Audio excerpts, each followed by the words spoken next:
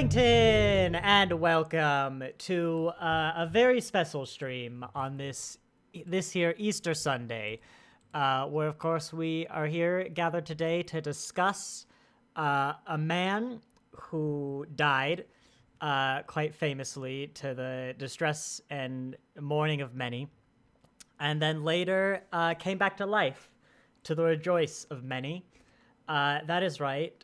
The Doctor, as played by Christopher Eccleston, because today we are going to be covering Doctor Who Series 1, Episode 6, The Crushing Inevitability of the Daleks, where once again today I am joined by Caden, who just remains eminently silent during these intros. Yes, good morning all. It was good. There was no Star Trek yesterday because we were doing an Easter thing at my place. That was fun. Bunch of kids running around, finding eggs. It was nice. You were there, and Yeah, you it was were there, wonderful. chat, too. You might not have noticed. You weren't there. I'm sorry. I don't know. I was hoping to turn that into a joke. But we got some news, because it's been 3 weeks since, what even was it? The Savine, that's right. Since World War III, it's been 3 weeks. Yeah, World War III would usually disrupt your schedule. And we got some announcements.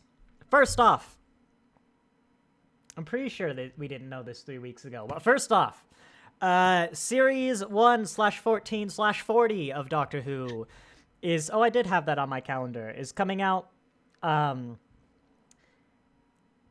the 11th of May at midnight if you're in the UK, or the 10th of May, it's 7 p.m. if you're in the U.S. That's the same time. It's the 10th or 11th, depending on where you are in the world.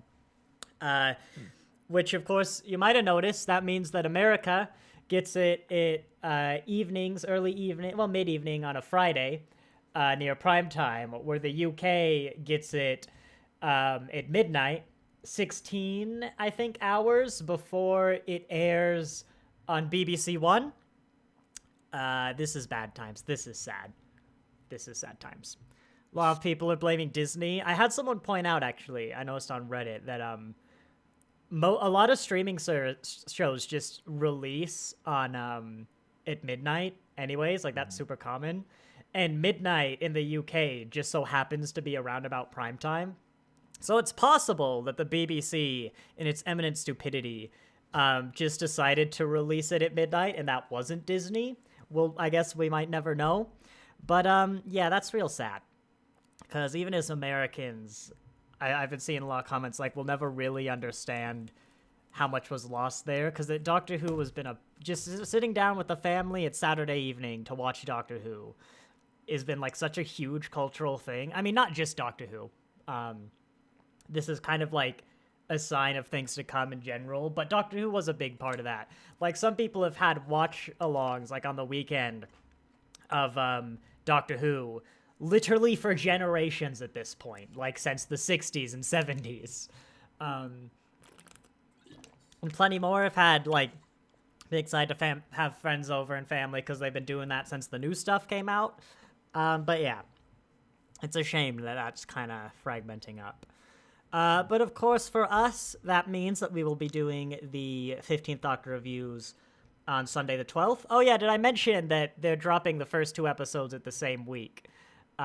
Which is annoying from a review standpoint. But I don't actually know if the BBC is airing both episodes, so it's also possible America is going to just get or rather streaming, to be clear, would get the episodes a week before they're broadcast on in the UK.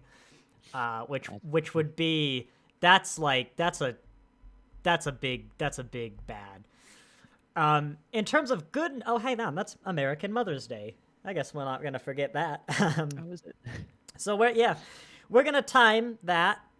So good old Christopher Eccleston over here. Oh no, I've just realized something horrible about good old Christopher Eccleston, as in me in the thumbnail. Hang on, did I do it on both of them? No, I forgot to change the color of the shirt in the thumbnail, because he's not. I did it in the thumbnail, but not these little images, because he's wearing a green shirt in this episode, and he's still in a blue jumper. I'm not gonna hop into Photoshop to change that. But yeah, no, we're gonna work it out. where good old Christopher Eccleston, we're gonna have him regenerate in a good old Cinco de Mayo celebration. As is tradition. So we're gonna finish up season 1 on the 5th. We're then gonna tease David Tennant and boot him back into late June, and switch over to Ncuti Gatwa, the other sexy doctor, or rather the new sexy doctor. So what we'll have to do is the Gas Mask Kid 2-parter and the last 2 episodes. So the two-parters, we're just gonna do both of them in one day, and that'll get that lined up pretty well. Just getting Christopher Eccleston to regenerate on Cinco de Mayo. We'll all wear distasteful sombreros and maracas, and we'll have a stereotypical mariachi band, and we'll all have a good party about the death of Christopher Eccleston. It'd be kind of ironic. What if, like, he actually died that day and we just didn't notice, and we had this distasteful, like, that he doesn't. He doesn't. He's not that old. No, he's got a good. He's doing Big Finish. You know, he's got to take over for a bit. But the other good bit news, I didn't tell Caden about this, right? He can say that before stream when we were talking, I was like, I swear there's some other bit of news. And at some point, I just remembered and got real happy. Yep. The rumors are true, people. We've truly got the band back. It's like 2005 all over again. Caden, you remember some of, like, the great episodes of Doctor Who, like for 9 and 10. You got that. You remember the gas mask child? Right? Yeah, of course. What are you, my mommy? Because, you don't remember a lot of the episodes. You remember the Weeping Angels? The Blink? Yeah, that's a big one. Oh, yeah. Remember the library one, the first time with River Song? Love that one. Yeah, those ones. Those, I don't suppose you remember the one where they, like, go to France, and there's, like, those clockwork robots, and there's, like, a fireplace with David Tennant. Yeah, that one's not as good. A lot of people like it. I'm sorry, I'm not a Girl in the Fireplace fan. But those other episodes that we're gonna pay attention to, those were all written by a man named Stephen Moffat. Russell T Davies was showrunning. Moffat later went on to write for the 11th and 12th Doctors as showrunner. He's back, baby! He's coming back to write under Russell T Davies. He's doing an episode of the next season, and everyone is very hyped. We're excited because it's been said since the dawn of time, also known as like 2000 and maybe 6, that the best Doctor Who, like the dream Doctor Who team, is a Russell T Davies show running. It's a Stephen Moffat writing for Russell T Davies show running. Because Moffat's got some great ideas when you restrain him. When you restrict him to like 1 or 2 episodes, you don't let him write an entire like 3-season arc that doesn't make any sense. Like, he's great at those one-off stories. And so, bam, we got the dream team back. He's coming back. He's writing an episode that's probably not the Christmas special. That would be very weird if it was. That's how it leaked, is the like writer of the Christmas special, or the director said, the director said Stephen Moffat wrote it, which doesn't make any sense. But then the BBC was like, I guess we got to announce it. And they announced that Moffat was writing an episode. So, praise be. Let's hope it's good. Otherwise, all the Chibnall fans are gonna never let us live that down. They'll never, if Stephen Moffat writes a bad episode under Russell T Davies, they'll never let us live it down. They'll pull up that one bad example across a litany of perfection and Girl in the Fireplace. And, yeah, I'm sorry, Girl in the Fireplace. It's you either love it or you're like, that's fine.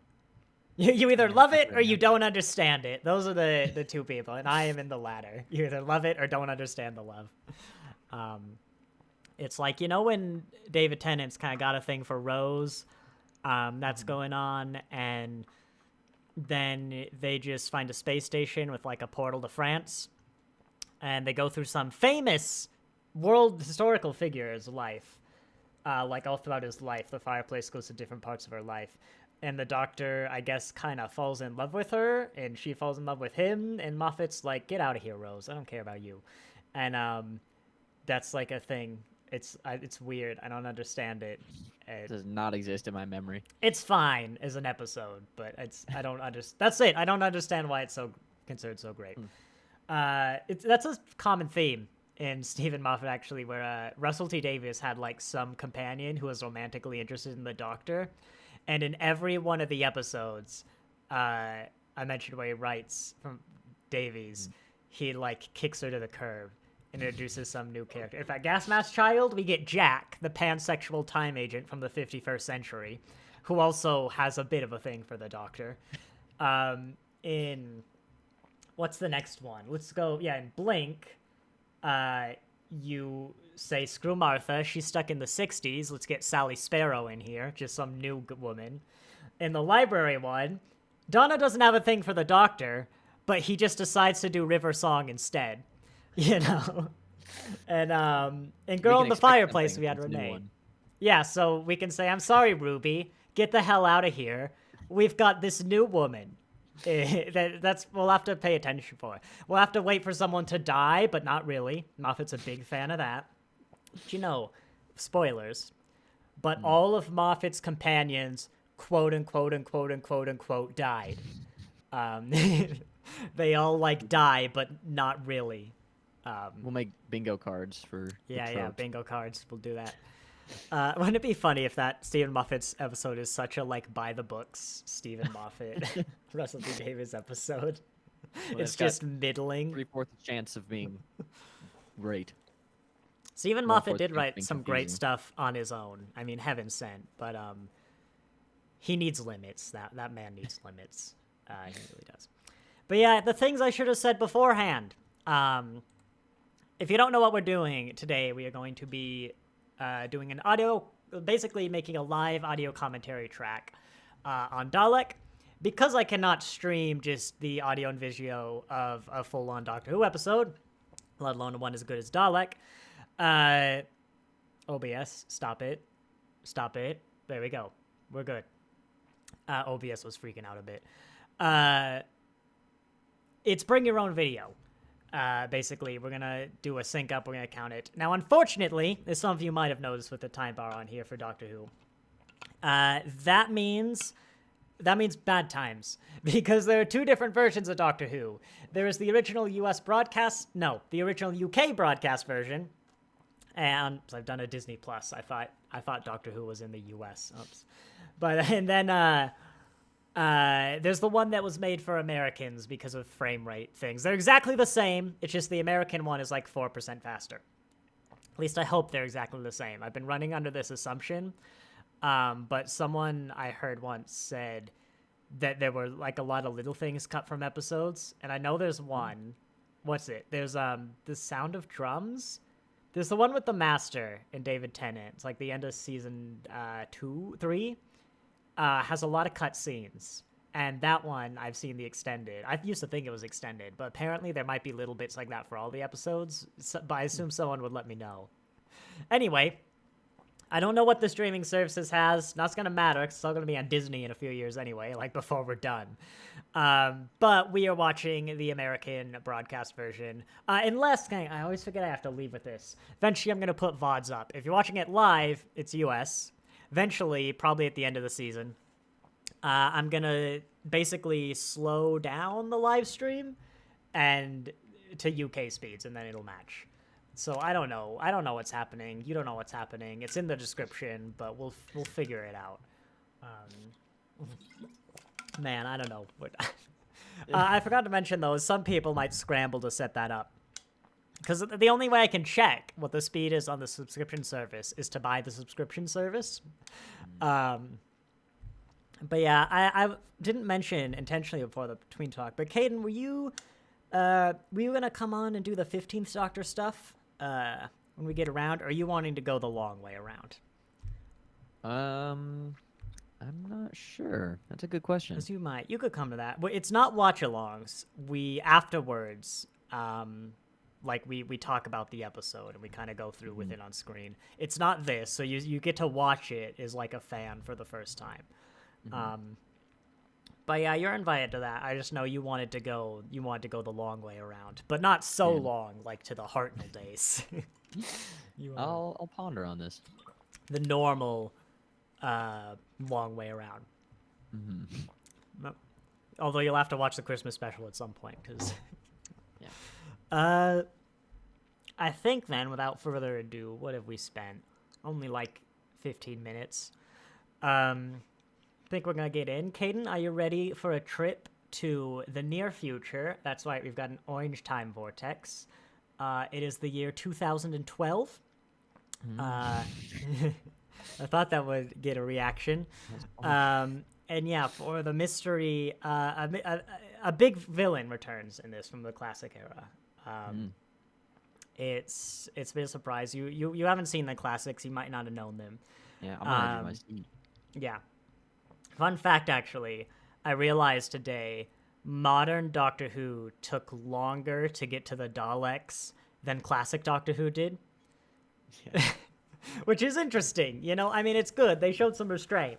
But, yeah, you don't even have to count by story. Daleks were in episode 5 of the classics, and this is episode 6. They're building up. I'm assuming there was a Dalek in the first episode of the Daleks. Likely. I think it's the cliffhanger. I think there's or maybe it's like a silhouette. I don't know. I'm going to count it. But yeah, I think, oh no, you don't need my mouse. You've seen my mouse. I've ruined the magic. My, like, just VLC media player time bar that I have on the stream ruined the magic. Can't ruin that immersion. Right. That when I go to the transparent screen, the blurred one, you can also see it at the bottom.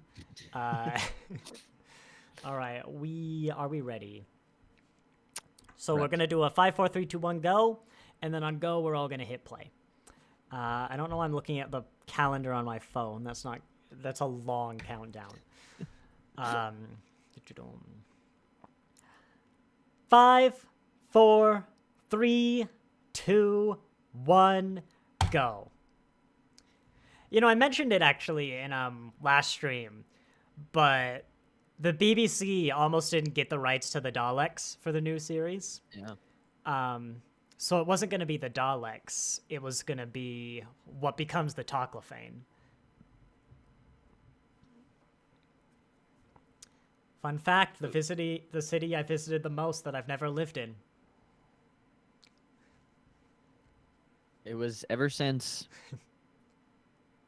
the corpse ones. They all have cold openings, right? It was just like the first 4 that didn't. I think there might have been one that didn't have one, but other than that, they all do.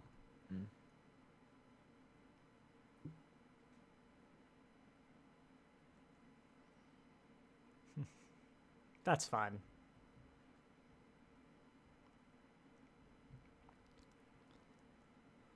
'80s Cybermen helmet. That was quite fun. Because I watched classic Doctor Who first and later went back to the... modern first and went back to the classics. In the last episode of the classics with the Cybermen, they go extinct. Oh.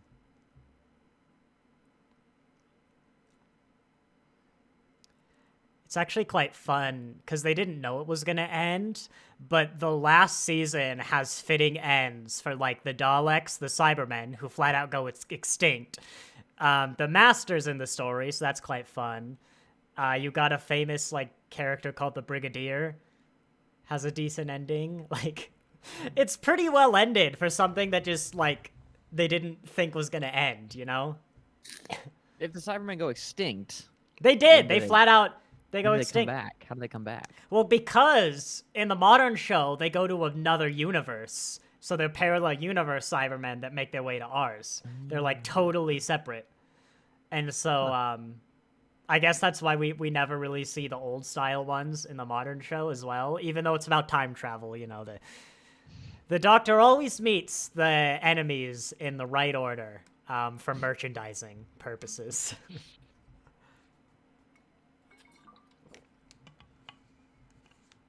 Bad Wolf, hey, we got it out of the way right away.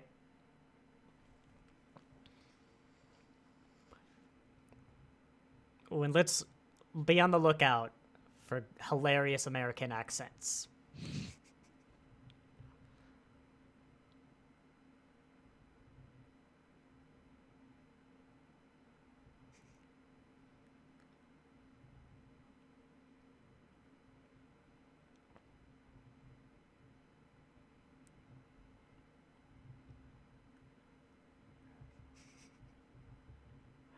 I love that is characterization.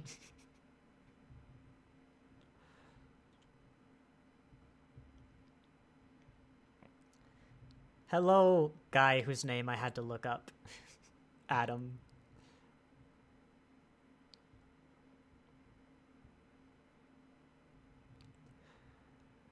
It took me until like last year to finally get the intruder window joke. Do you get it? No. A window for intruders. Because they came in through the window. In through the window is how it's supposed to say.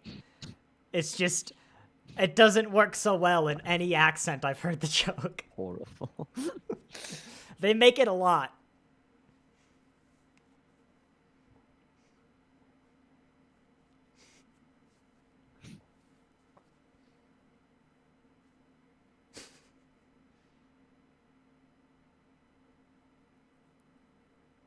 Is that a painting of him in the background? I think it might be. I've never noticed.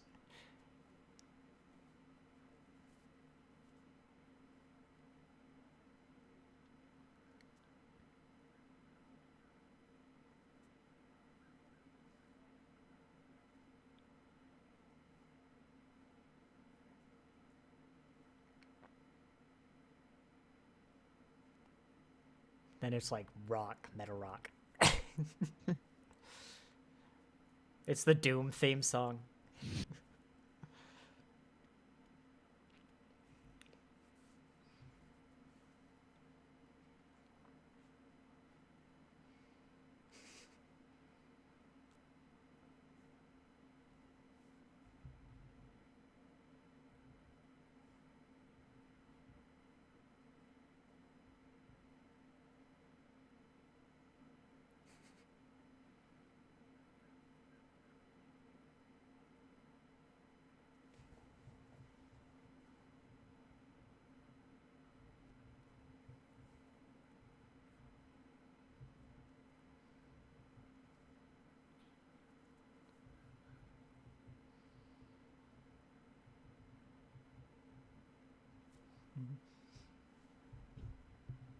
Yeah. I've met him. He still owns the internet. Good guy. You gotta go through him to get a YouTube channel.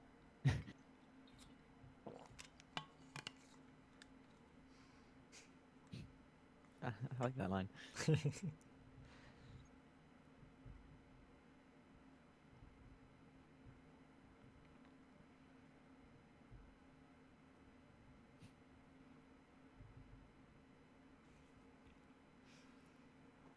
Do you think it's a Cyberman? We got that helmet earlier. It's the other half. It's like a headless It's chicken. the other half. Just a Fucking Cyberman wow. without the helmet. It's like an exposed skull under there. It's just horrifying.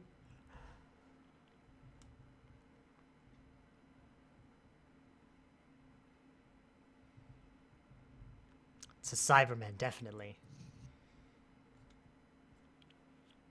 Metaltron, definitely a Cyberman. I love that they even have this bit to, like, tease that it's Cybermen.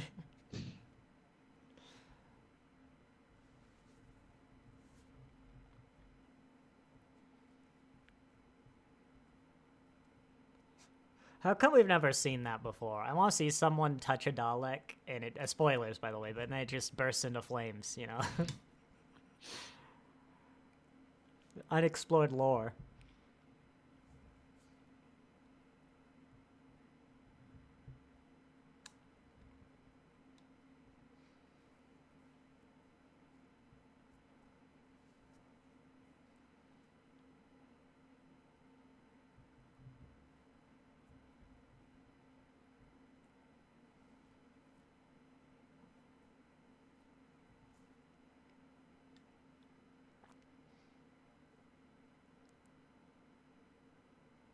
The doctor.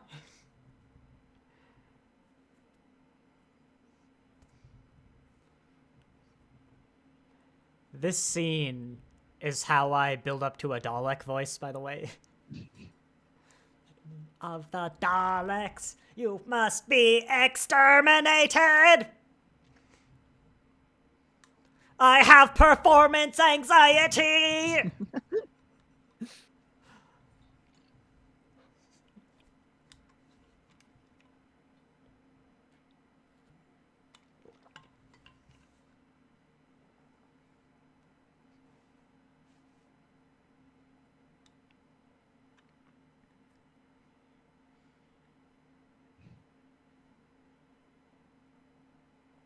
Touches it, bursts into flames. Series over. David Tennant time.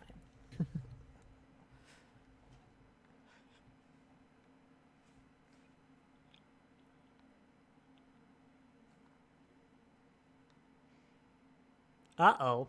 Oh, that's just the recording. That's fine. Why does it have a limit on the radius its head can turn? It doesn't. It's just the cables are in the way. No.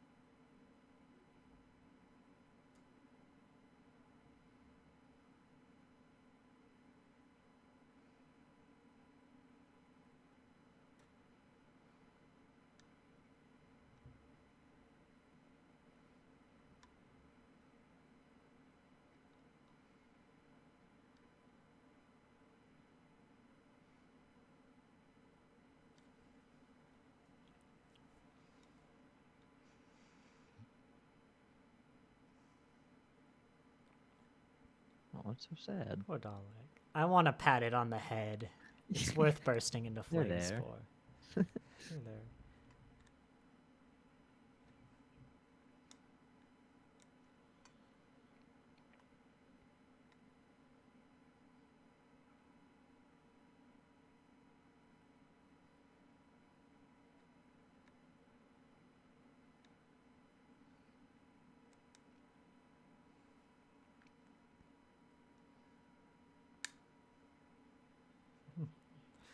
Friendly reminder that Big Finish has new Christopher Eccleston audio dramas, and they just announced new War Doctor series. I want to go watch both of them now.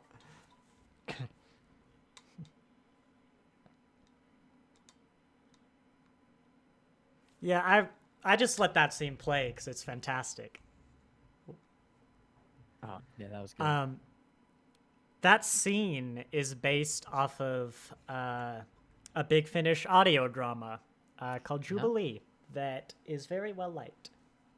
I've seen it. Well, I've heard it. I don't think I rate it as highly as most. It's been a while, but it is a good scene that they base that like doctor off of. You know.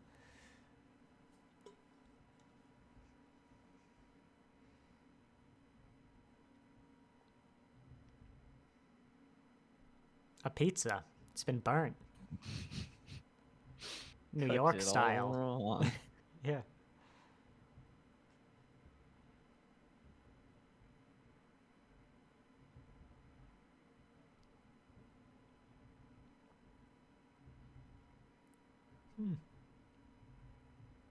Does that mean that the UN were still letting them call UNIT United Nations?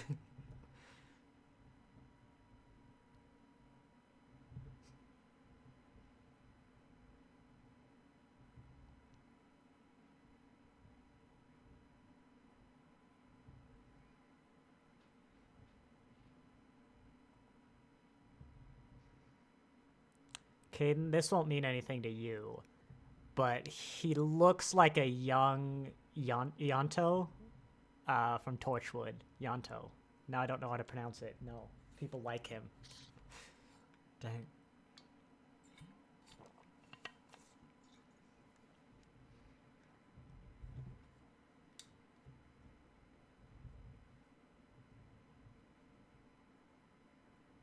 I don't know. I think he looks like Freddy from iCarly.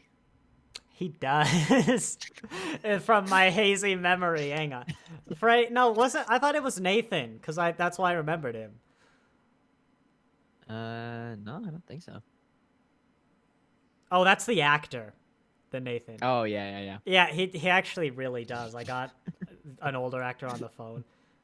He's like the midpoint between the guy from iCarly and the actor now. If you just Google him, Nathan Kress, the first 2 Google images. In fact, I'm gonna send this to you on Discord. Because it's just like the other guy, but now he's got a beard. There we go. Rolling up. Yeah, transitionally. Yeah, he's the midpoint. He might even be that guy. Like, he's just in the middle, you know?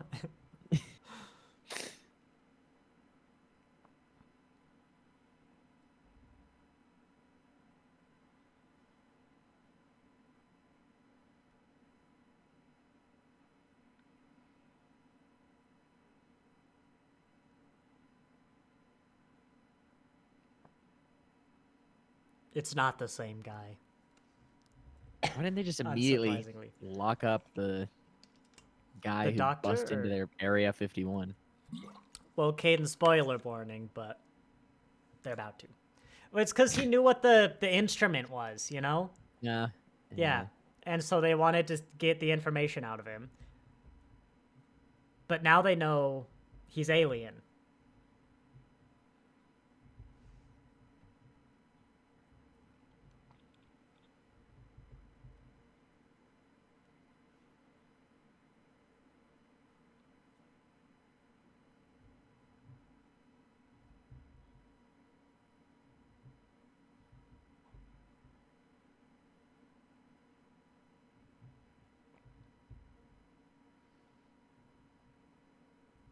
I always wondered about that, where like the doctor, like, hit a button to kill all Daleks and Time Lords, but was like, you know what? I'll live with that.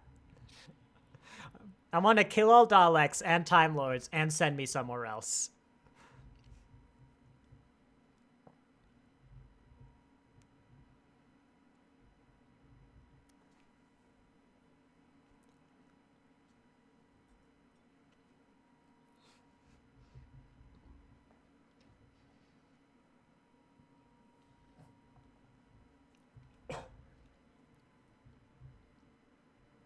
Roswell is fascinating because we've got an amazing idea of what actually crash landed at Roswell. There was a then classified American project taking place at Roswell at the time of the crash that, believe it or not, was a spy weather balloon, in brief.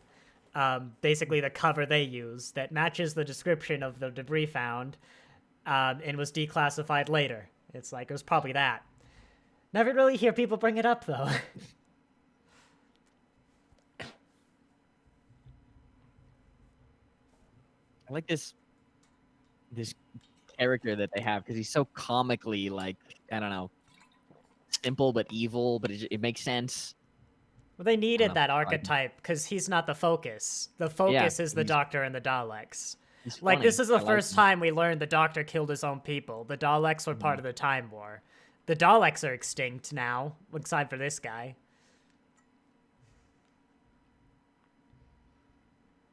Like, this was the episode where beforehand people weren't necessarily as sold on the new Doctor Who, or even the people that liked it were like, is it as good as Doctor Who, you know, because it's quite different. Is it really Doctor Who? And this was the episode where everyone was like, yes.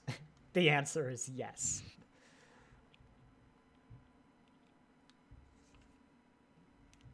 Good name.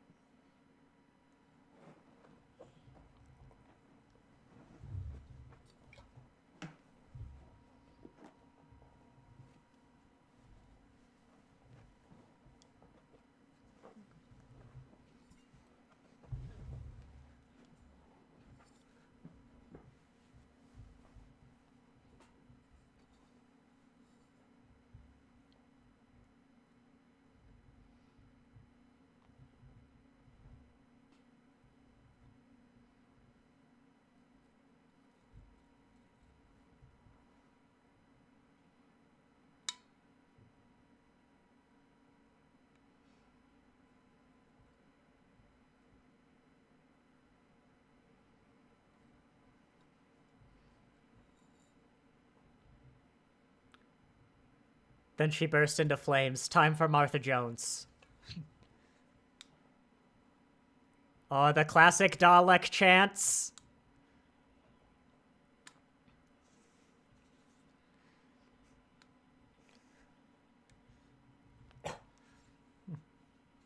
I always like the music in these early seasons.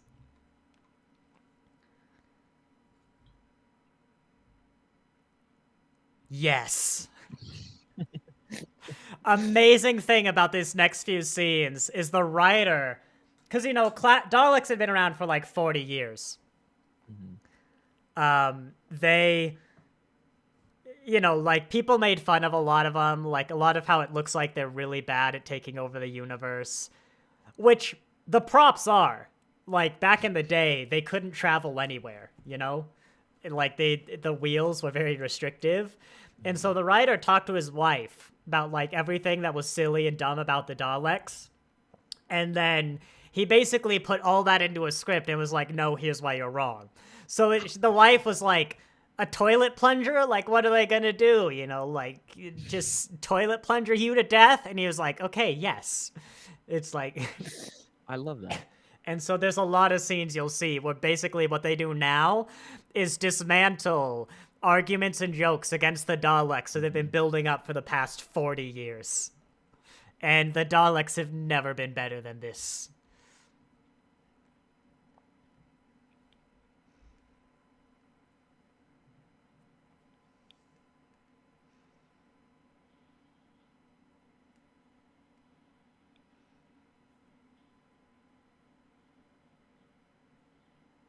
And these beautiful bronze Time War Daleks.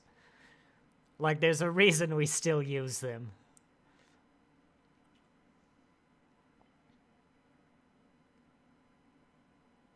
Oh, there we go. Stream's dead.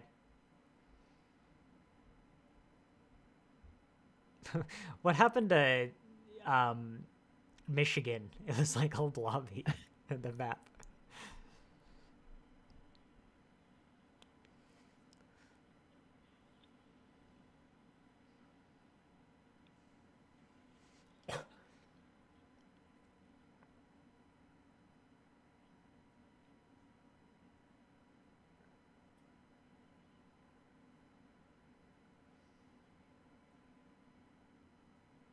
The Daleks' shell balls a lot like the TARDIS's interior balls. Well, you know what? Guess what? Those things have a use. Oh, wait, that's much later in the episode. Never mind. See, why not just shoot the Dalek in the eye? Well, how about we just get rid of the bullets?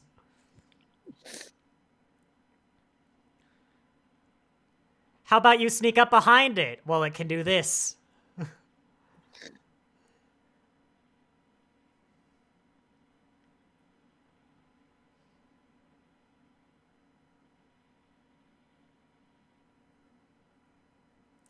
I love that it's slowly going forward and back. Like, it's horrifically inefficient because the Dalek doesn't care. It's just gonna win anyway. I love that. Like, it's doing it because it's gonna make the soldiers afraid, and it likes that. Ugh.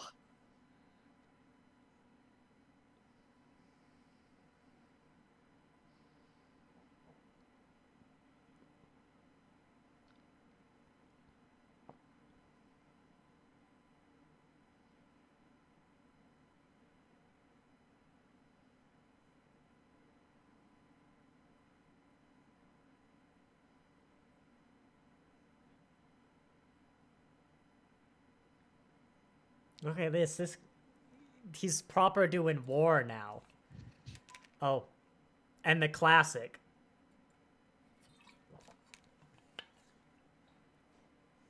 Oh, what are you gonna do there, bucko? Stairs. The Dalek's only weakness. It's been the long-running joke. Like, how do you defeat the nemesis of the universe?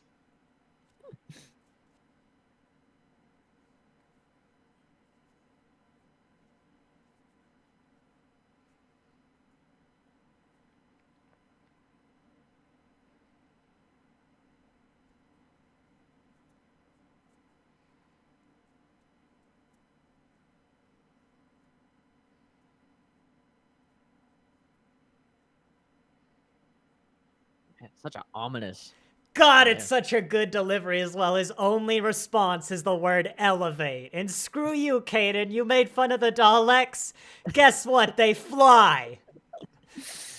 So the Sixth Doctor did it first.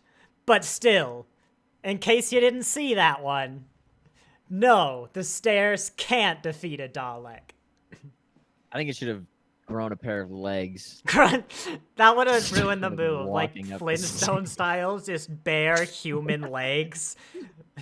Elevate, and then it's like a bone crunching noise. It just teeters up. No, that would have been Or like horrifying. the thing elevates, and you see the tricycle of the guy underneath, and he just runs up the stairs.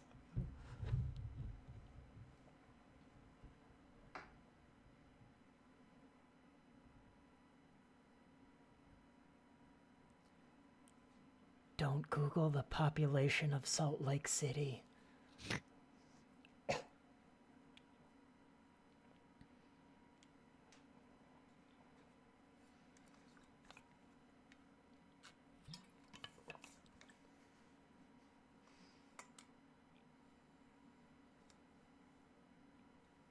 Like, this is even war movie music, you know? Yeah. It's like war Military. infantry B-roll, and it's the Doctor commanding it. God, this is a good one.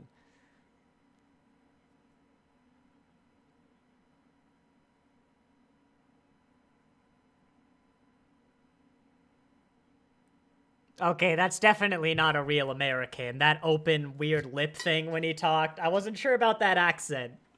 But, he did that thing where he talks from his side, see? And his upper lip just kind of sticks up, like I'm doing now, and you can't see.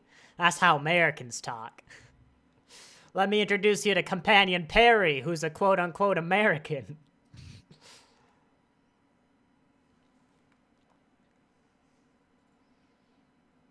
I want an American Dalek now. Put it in the script. It's a bad episode, but just, I want a Dalek with an American accent. But like a bad one, you know? Get Nicholas Briggs to do it. Deep Southern. Yeah, well, like, no, like the classic non-distinct American that, like, they'll do in the old British shows. You've never heard an American. You don't know what they really sound like. Like, I want that, you know?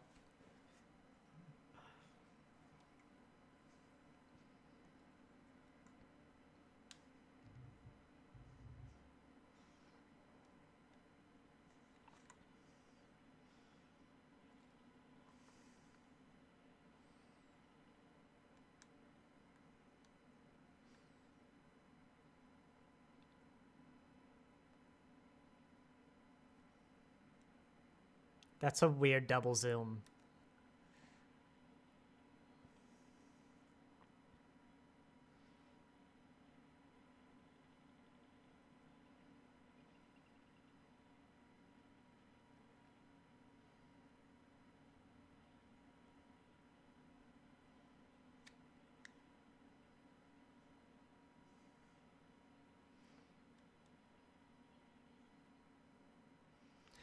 What more episodes need to do with the Daleks is give them time. Because that's one of the things that's really working with the episode, is the Dalek's just going to take like 30 seconds to kill everyone in this room very slowly.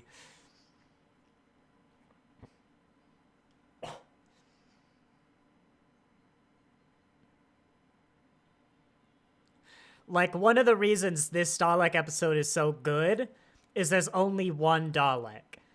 And one Dalek is an unstoppable killing machine. An army of Daleks are stormtroopers with bad aim, like even for stormtroopers, because you just can't defeat an army of this. But I think a big part of it is just how much time is spent on the Dalek doing things very slowly, because it just literally doesn't care about the soldiers. They're not a threat. The Borg do this very well as well, where the Borg walk everywhere because they don't need to run. I was gonna say, it reminds me of like Michael Myers from old Halloween horror movies. He never runs; he just walks. A lot of people do it, but it's always a great power move. I think the Cybermen do it a lot, where they just walk because they don't need to run. And that's always one of the most terrifying things you can do. And the Dalek's on wheels, but the Dalek walks, even under fire.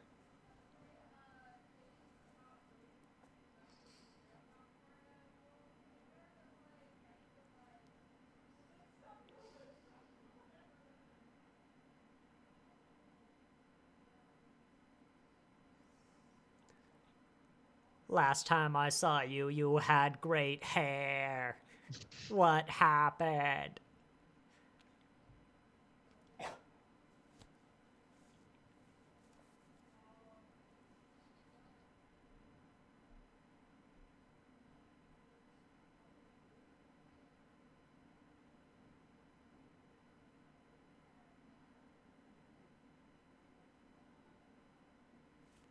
Neon cat. No, no, no, no, no, no, no, no.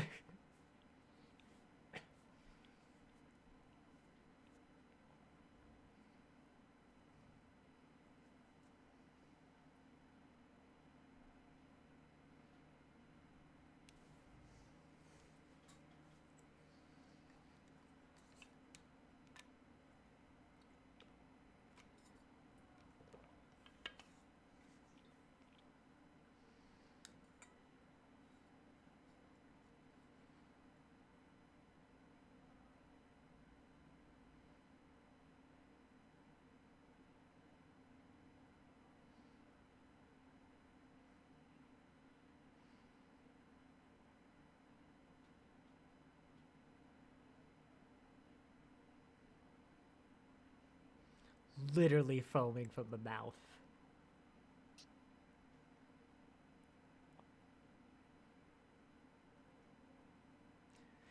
So if you haven't clocked on already, yeah, this episode is showing really just like what the Time Lord's done to the Doctor and how much he can kind of become the Daleks after the war and that stuff. Like literally foaming at the mouth, giving the order for someone to commit suicide, like even a Dalek. But I also realized I love the more you see these like season 1, which is such a good tight episode or series. When he's talking about like, you know, the Dalek can't find any of the Daleks, and the Doctor says like, it's all gone. Everything you stood for, like everything you are, is just gone. And the Dalek's like, what the hell do I do now? That's also exactly what's happening to the Doctor through this whole season. Is like the Time Lords are gone, those laws and the culture. He never really liked the Time Lords, but what they stood for, it's all gone. And this whole season, of course, I knew before, this whole season is like him trying to figure out what to do now that the war's gone, and like how to be the Doctor again, and can he be the Doctor again? And now he's having to just go to not only just war, but like a war against a Dalek.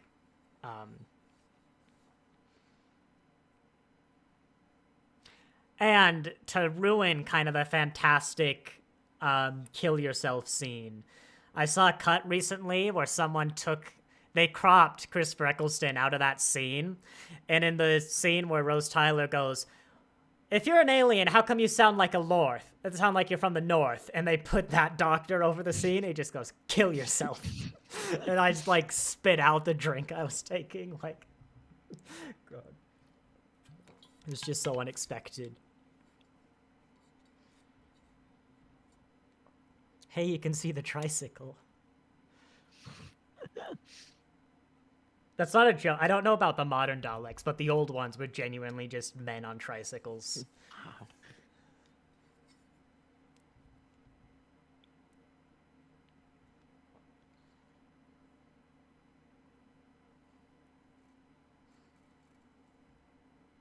Even nowadays, though, there is still like a guy in all the Dalek suits. There's just someone in it.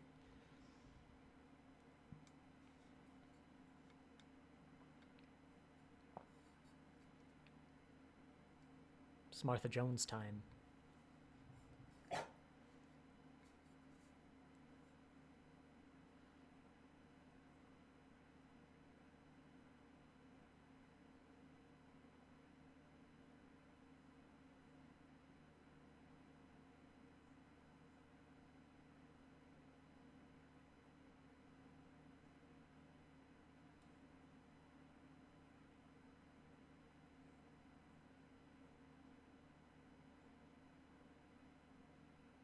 I like how this episode really starts with a airy comedic atmosphere and makes its way into something so serious. I've clocked as well. I don't think this episode really has any background music other than the Dalek chanting,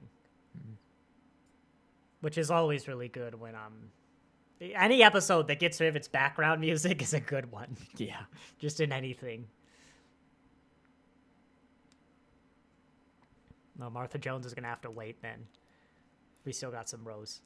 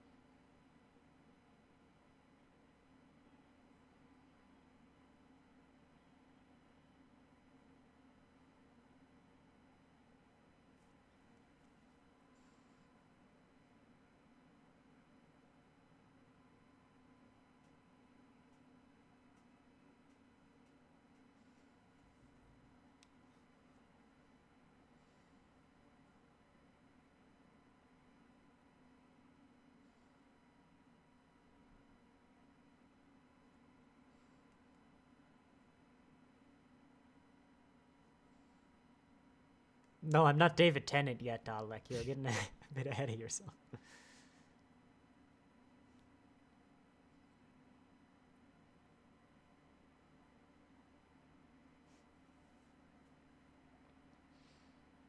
That's interesting. I've never really clocked that they're just like, yeah, the Doctor loves Rose. Because I don't even think he does yet. It's they're going that way, you know, but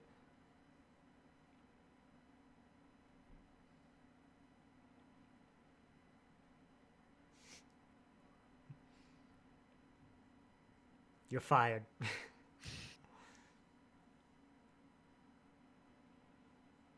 Hair dryer.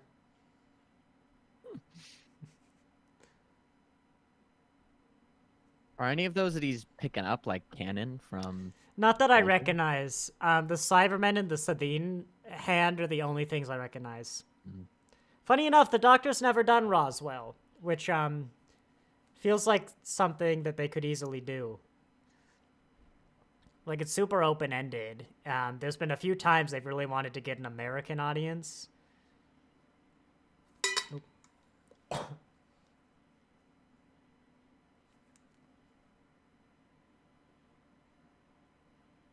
I don't even think they've done Roswell in, like, audio or something.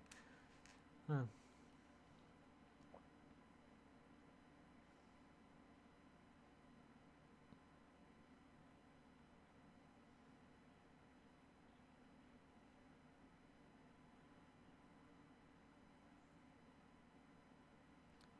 Did they never do Roswell? Yeah, unless there's, like, some obscure audio story I'm forgetting, but the TV never did.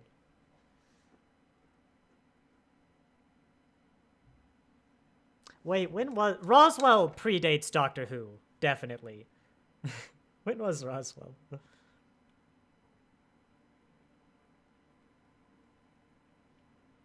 Okay, yeah, it predates all of Doctor Who. But I think Roswell wasn't really like a conspiracy thing until maybe like the 80s or something, so that makes sense. To my knowledge, they don't do Roswell in any of the spin-offs, Jack Slaw, but... I haven't seen all of Doctor Who. I don't think anybody alive has consumed all of Doctor Who. Like, as a species, I don't think humanity remembers all of Doctor Who.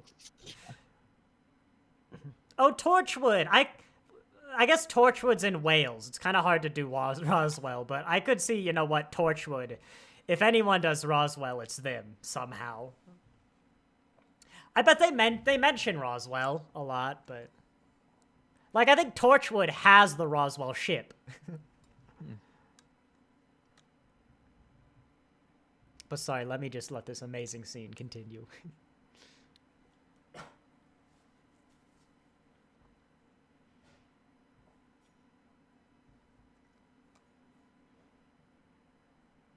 Here we've got a 40-year first.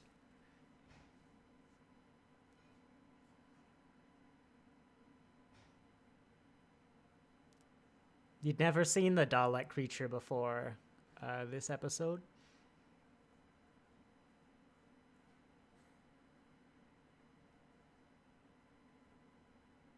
Something else I've ever noticed is it had 2 eyes. It's got like a vestigial little eye that's always closed.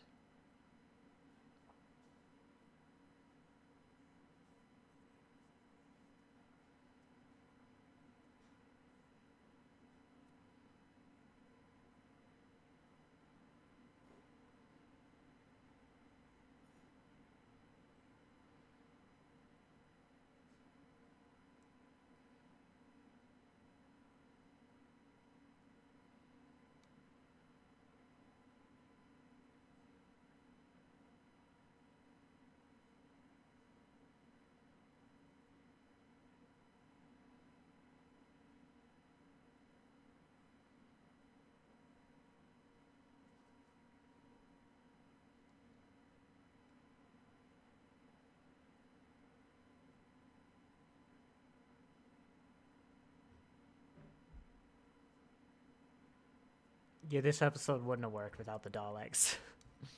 Just not at all.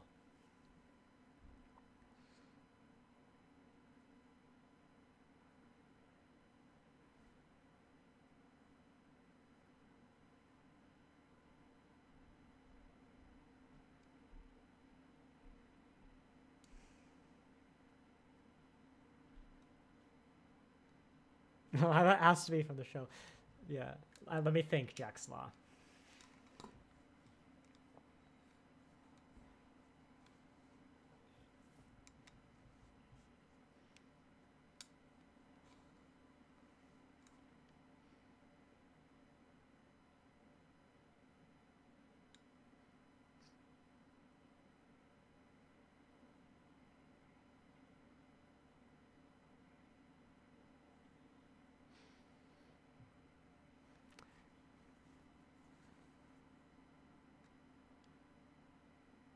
I mean...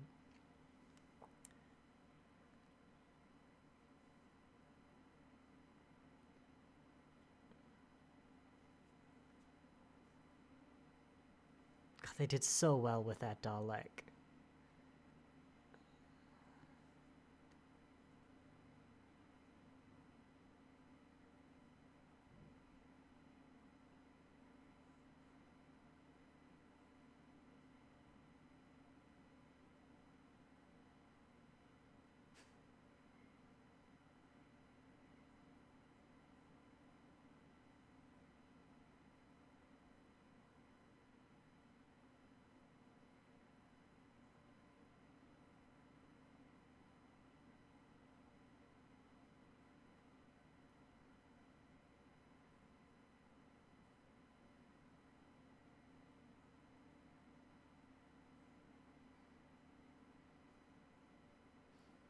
That thing used to be humanoid. The Khaled race.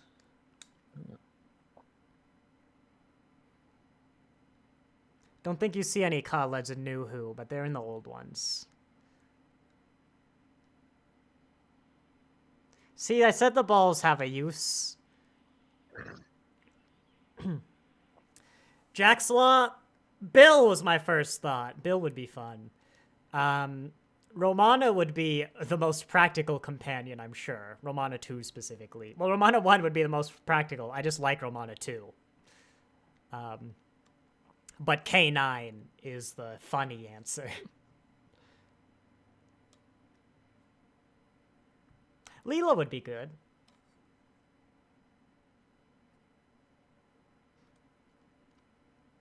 Seattle.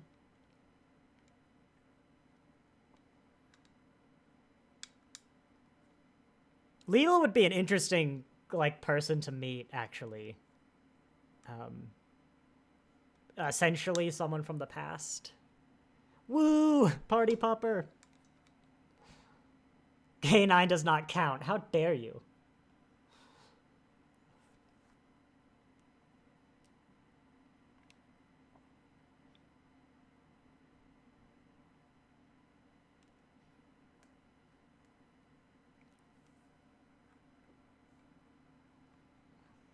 Right, iCarly, you want to come with?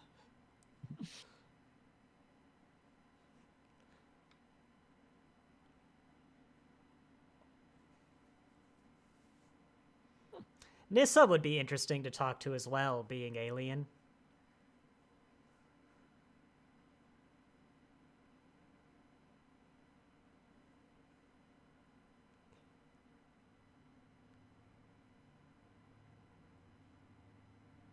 Feel like I'm gonna stop going live and I'm gonna remember like some companion I'm forgetting though and then kick myself.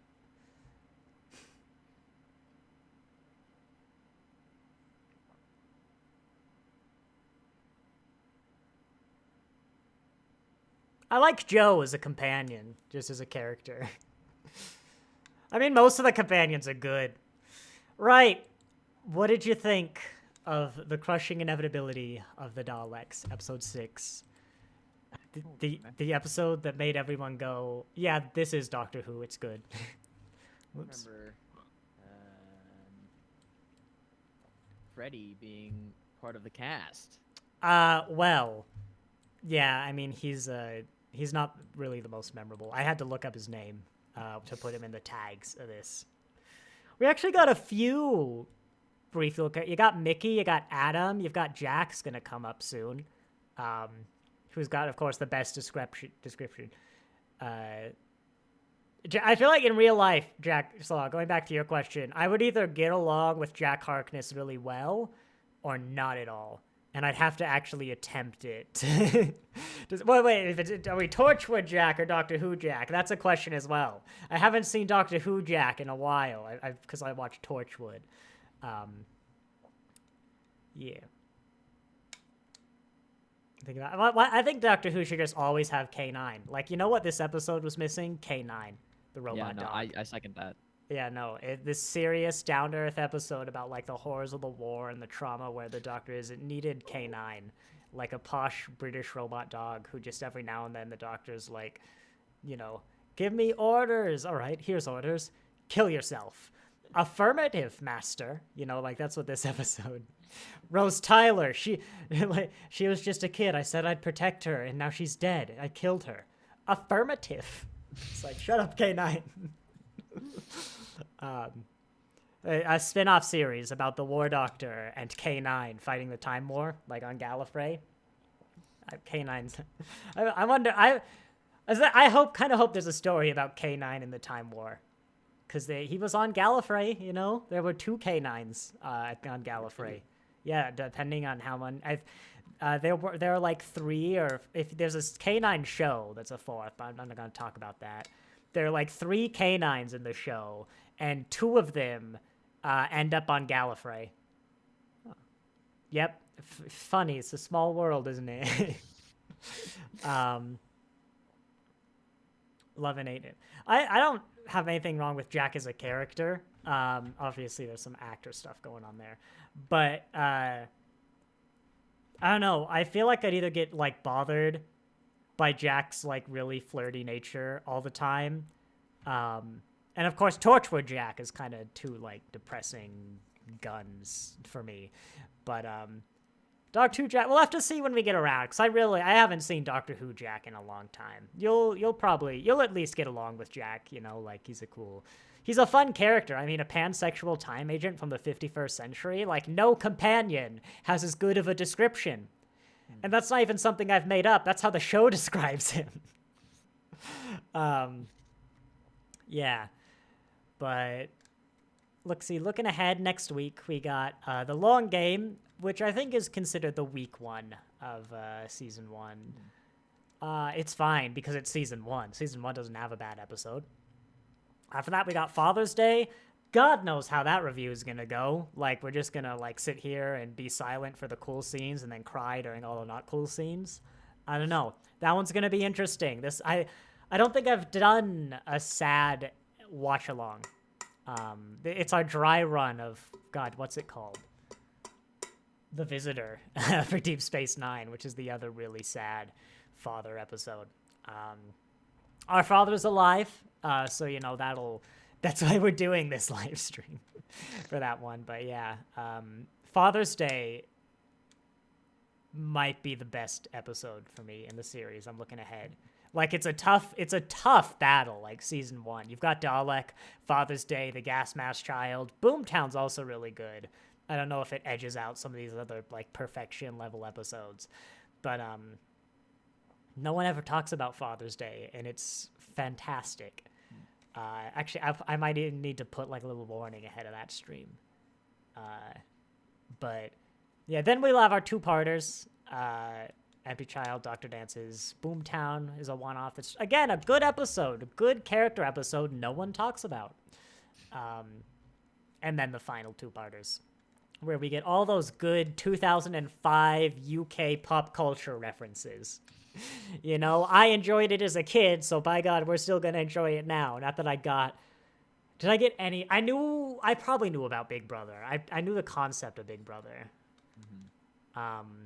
I could understand. What were they parodying? Is it Who Wants to Be a Millionaire? No, The Weakest Link. I'd never seen it, never heard of it, but it's a quiz show. I'm like, oh, I think I thought that the quiz show, because it's like a bunch of reality TV shows. That's the episode.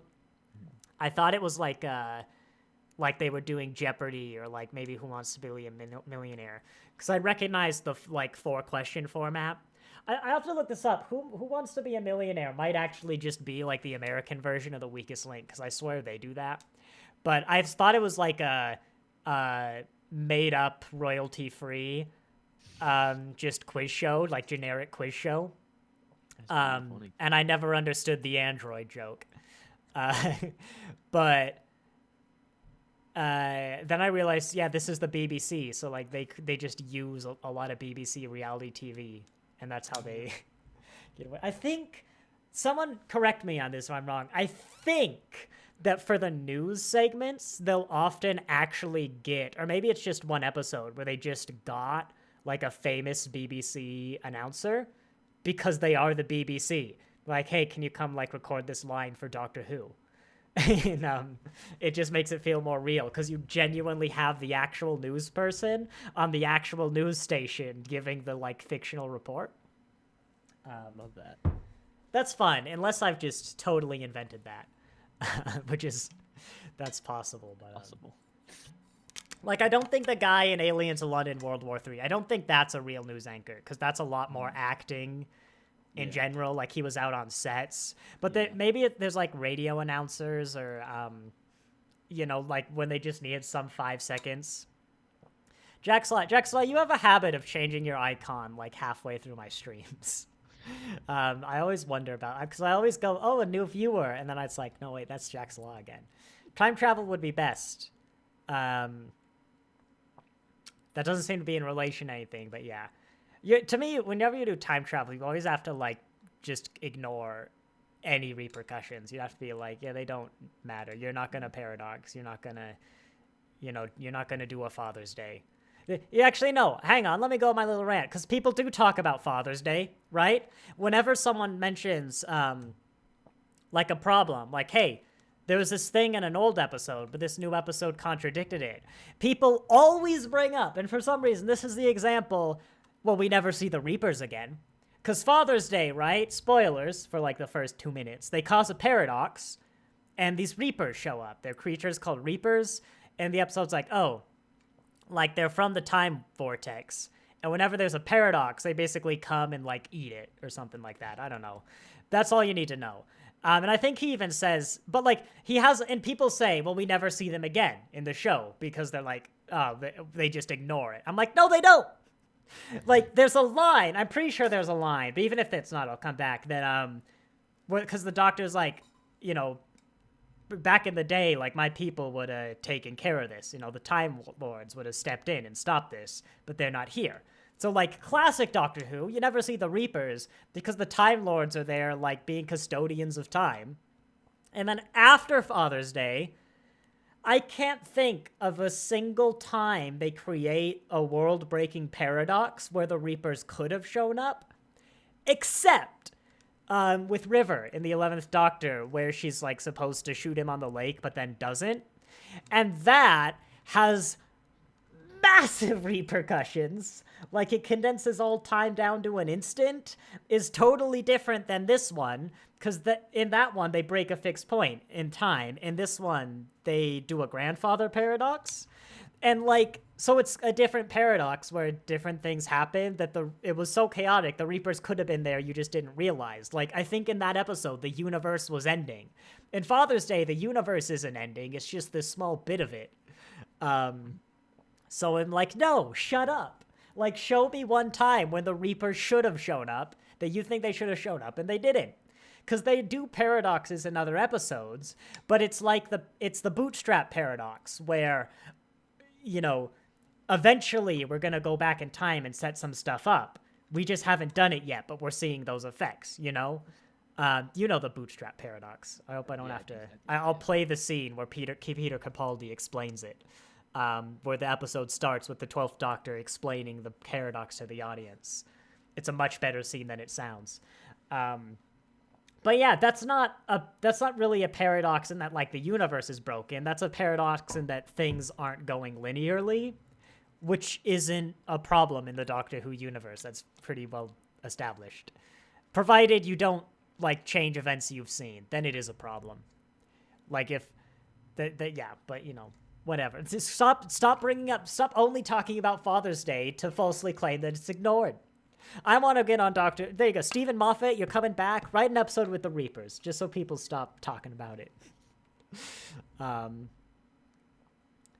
Yeah, but I think unless there's anything else you have to add, we'll probably wrap it up. We'll come in tomorrow for the long game. Not tomorrow, next week for the long game. We got Discovery starting Saturday. Well, starting Thursday, but I'll be doing my Discovery reviews on Saturday, then for the next 9 weeks. But that won't mess with Doctor Who until, like, the 15th Doctor. I might swap Doctor Who and Star Trek once Discovery ends. So we put the 15th Doctor a bit closer to when the episodes come out. But other than that, we got to get through Christopher Eccleston. We got to tease David Tennant. Just give you a little bit of a tease. And then, Caden, you said you're just here for David Tennant. I remember you were very upfront about that. Very brave of you. But that's like the last week of June, I think, when I looked. But yeah, so without further ado, I was like, thank you all very much for watching. And I'll see